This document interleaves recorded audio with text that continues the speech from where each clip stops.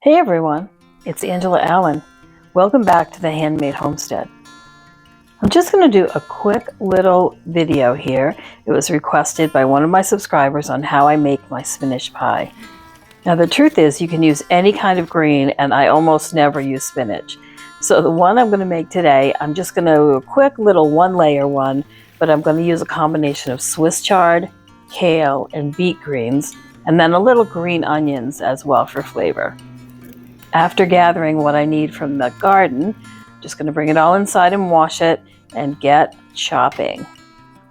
And I am going to use all of the parts, the stems and the leaves. Both are going to be fine. I am going to pre-cook the greens a little bit just to get them blanched so that they go in the pan better and I can get out the extra water too. So I'm going to dice these all up, leaves and all, and get them blanched in some water. I'm going to cook them for a couple of minutes. I want to make sure that the stems are tender enough to go directly into my little pie. And as I said, today I'm just going to do a quick little one layer one. I usually do it a double decker size, but don't have a lot of greens here. And I'm just looking for a light little something to go with whatever I'm making for a main dish for supper. I don't know why, but I find chopping greens just such a satisfying thing, especially Swiss chard. This is bright light Swiss chard, so it's very colorful and it holds a lot of that color after it's steamed as well. Isn't that just beautiful? And it's really delicious too.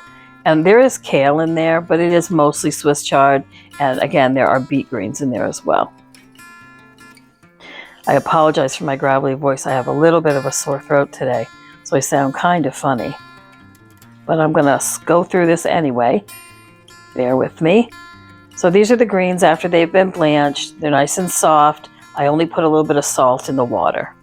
So after straining them thoroughly, I put a couple of slices of phyllo dough or phyllo dough, however you call it. I put several pages of it in the bottom of an oiled baking pan. Then I put the greens in, and the lighter, brighter green you see on top, those are green onions from the garden. Just for some more flavor, I'm going to use about a half a block, 4 ounces of feta cheese. I do like that Greek one. It's goat milk and sheep's milk and it tastes better. I think it has flavor, but use whatever one you want. I'm also going to throw some black Kalamata olives that have been pitted in there too. Again, just for flavor. And I'm going to use olive oil. So once I've got what I want in the pan for filling, I just take the sheets of phyllo dough and I pull them off the stack one at a time. I crinkle them up like I'm crinkling parchment paper, and I lay them across the top in strips and kind of push them together to make sure that all of the filling is covered, and then dust the top a little bit with salt and pepper, put a little bit of olive oil in it, put it in a hot oven, and I do bake it hot, like 425 for probably 30 minutes till it's really nice and golden brown and super crunchy. You can hear that crunch, and it's delicious. My husband loves it. It's super fast, and it uses all those greens from the garden. Again, it doesn't matter what kind of greens you use whatever ones are your favorite, or use a mixture, and you can absolutely use them from your freezer, thaw them out, wring them out, and use them for the filling that way too. You'll have to give it a try. It's super easy. So that's all there is to that.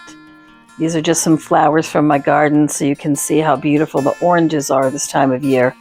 I am ready for fall and still processing fruits and vegetables every day. If you found this helpful or you enjoyed it, please like and subscribe. It helps so much, and I love to hear your comments. I'll see you next time. Take care.